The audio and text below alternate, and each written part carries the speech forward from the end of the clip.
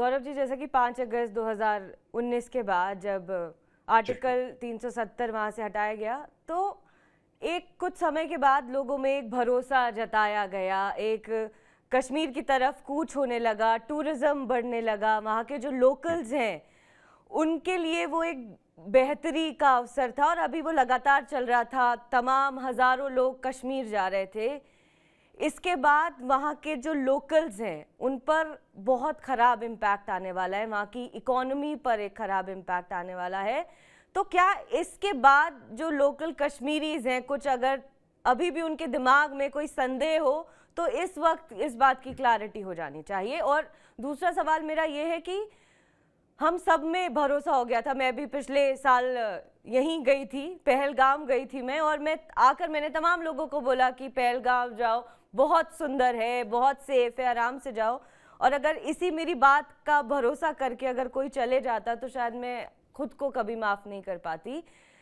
तो ये दो चीज़ें जो है ये बहुत गहरी हैं और मुझे लगता है कि इन दो चीज़ें का जो आने वाला समय है वो कैसे इन चीज़ों का इंसाफ कर पाएगा। दिव्या जी, ऐसा है कि जो कश्मीर में चल रहा है ना, जी। वो जिहाद चल रहा है। दैट इज इस्लामिक जिहाद। तो सबसे पहले तो मुझे लगता है कि भारत सरकार ये समझे कि हो क्या रहा है वहाँ पे, कौन करवा रहा है, क्यों करवा रहा है और हो क्या रहा है क्या ये। मुझे ऐसा लगता है कि कहीं बहुत ज्यादा हम लोगों ने ओवर रेट, देखिए यही प्रॉब्लम इसराइल की भी है जो हमारी प्रॉब्लम है। मैंने इजरायली एम्बेसडर का जब मैंने इंटरव्यू करा था, मैं उनसे गया भी था मिलने के लिए और मैंने उनसे बातचीत करी थी। तो उन्होंने यही सोचा कि हमें ऐसा लगा कि जो पैलेस्टीनियन काम करने के लिए आ रहे थे इजराइल, उनको भी वही चाहिए था जो हमें चाहिए था। आप समझ रहे हैं मेरी बात, कि उनको भी नौकरियां चाहिए, उनको भी बूढ़े माँ बाप के लिए अस्पताल चाहिए, बच्चों के लिए अच्छे स्कूल चाहिए। That is what we thought and on 7th of October we were surprised. ये इजरायली एम्बेसडर ने बोला मुझे। वो डॉक्यूमेंटेड भी है हमारी मैगजीन में, तो कभी मौका लगेगा मैं आपको आर्टिकल पढ़ाऊंगा वो। दूसरी चीज मैं आपको ये बात बताता हूं कि पूरे भारत में, सिर्फ कश्मीर में नहीं, पूरे भारत में there is a fifth column that is active. कुछ ऐसे लोग हैं, राइट, जिनका काम है भारत को अंदर से खोखला कर। और तीसरी चीज जो आपने बोला ना कि शायद कश्मीर में एहसास हो, हाँ एहसास होगा, एहसास होगा।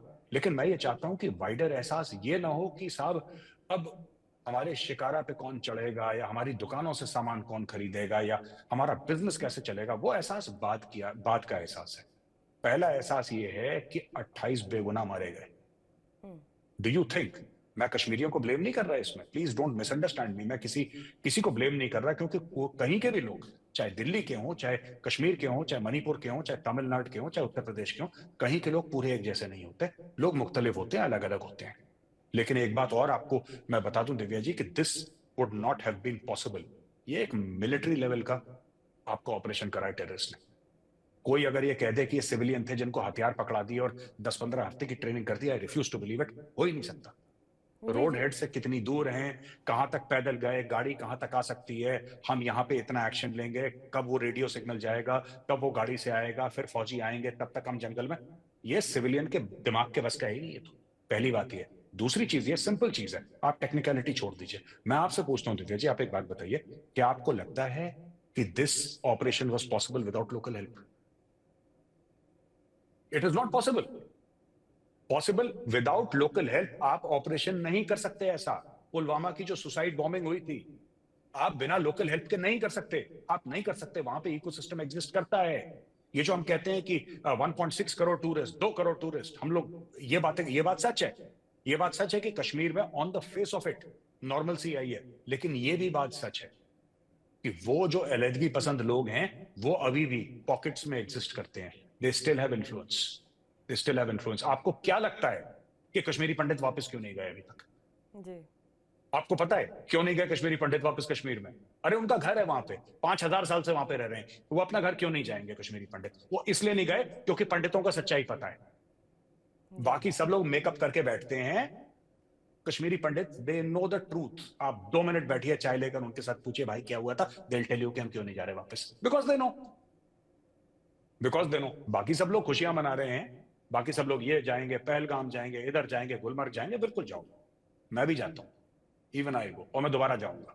लेकिन मैं आपको एक बात बता दूं कि आपको बहुत ज्यादा डी रेडिकलाइजेशन करना पड़ेगा कश्मीर में, बहुत ज्यादा डी रेडिकलाइजेशन करना पड़ेगा आपको, और जी आपको सरहद पार जाके वो नल बंद करना पड़ेगा जिससे आतंकी निकलते हैं। आप नल ना, आप हाउसकीपिंग यहां पे कर रहे हैं कश्मीर के अंदर, कश्मीर के अंदर पोछा लगा रहे हैं, पानी का पाकिस्तान से आ रहा है, आपको जाके नल बंद करना पड़ेगा जहां से पानी आता है, वरना पानी आता रहेगा। 35 साल से हम लोग यहाँ पे वाइपर से साफ कर रहे हैं कि पानी आ गया हमारे कमरे में, गंदा हो गया। पानी कहां से आ रहा है, nobody is bothered about that.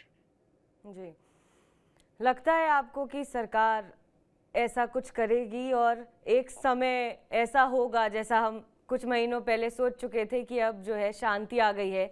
ऐसा ही मैं 3 या 4 दिन पहले ग्राउंड जीरो का इंटरव्यू करने गई थी और मैंने शुरुआत ही इस बात से की थी कि 48 सालों के बाद जो है कश्मीर की सरजमी पर एक फिल्म का रेड कारपेट प्रीमियर हुआ, 80% शूटिंग वहाँ पर हुई और अब एक कूच होगा बॉलीवुड का कश्मीर की तरफ। लेकिन सब अब खत्म, मतलब कैसे कहूँ, मेरे पास शब्द नहीं है ये कहने के लिए, लेकिन अब सब वो डाउट में चला गया है। अब टूरिज्म, जो टूरिस्ट हैं वो जाएंगे नहीं, अब जो बॉलीवुड है जो उसने एक पहल की थी अब वो फिर से रुक जाएगी, अब फिर से हम जो है पीछे की तरफ घूम गए हैं। तो इस समय को पूरा करने के लिए क्या लगता है आपको कि सरकार को किस तरीके के कदम उठाने चाहिए और लोगों को अपने दिलो दिमाग में क्या सोचना और समझना चाहिए? देखिए, सरकार को, जैसा मैंने बोला, होल ऑफ गवर्नमेंट अप्रोच, इसकी जननी क्या है? इसकी जननी पाकिस्तान है। पाकिस्तान ने पैदा करा है पूरा मामला, ठीक है? हथियार देना, ड्रग्स डालना, पैसे देना, ट्रेनिंग देना।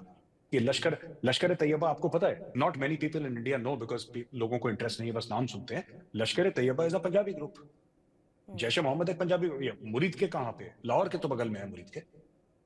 Jaish e Mohammad is in Bahawalpur. और आप एक बात देखिए, आप पूछिए इन लोगों से कि ये जो कश्मीर की सो कॉल्ड आजादी के लिए ये तंजीमें जो हैं, जो टेररिस्ट तंजीमें हैं, ये जो काम कर रही हैं, ये लड़ाई कर रही हैं, जिहाद के नाम पे ये लोग मासूम लोगों को मार रहे हैं, इनकी किसी भी तंजीम में कश्मीर का वर्ड तो आता ही नहीं है। कोई होनी चाहिए ना, कश्मीर लिबरेशन ऑर्गेनाइजेशन, कुछ हमें भी पता लगे कि कश्मीर की आजादी के लिए कोई तंजीम है। सारे के सारे इनके पैनल इस्लामिस्ट नेम है। क्या नाम का मतलब क्या है? लश्कर तैयबा का क्या मतलब होता है?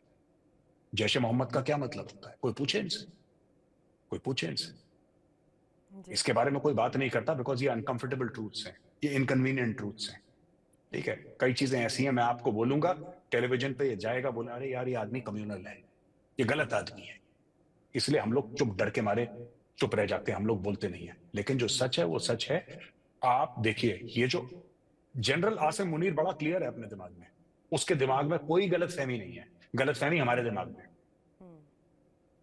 So let us not blame. कल से सब लोग जनरल आसिम मुनीर का वो स्पीच चला रहे हैं टेलीविजन स्टूडियोज पे, उसने ये बोला, ये वो, उसने क्या बोला? ये तो जिन्ना ने भी बोला था, ये तो हर एक पाकिस्तानी बोलता सब है, बोलते आ रहे हैं, जो सब बोलते हैं। 2 नेशन थ्योरी, हिंदू और मुसलमान एक अलग सिविलाइजेशन है, हम लोग एक साथ नहीं रह सकते, यही तो 2 नेशन थ्योरी है। दैट्स इट, यही तो कर रहे हैं वो लोग। उसने 2 नेशन थ्योरी बोली और क्या बोला उसने?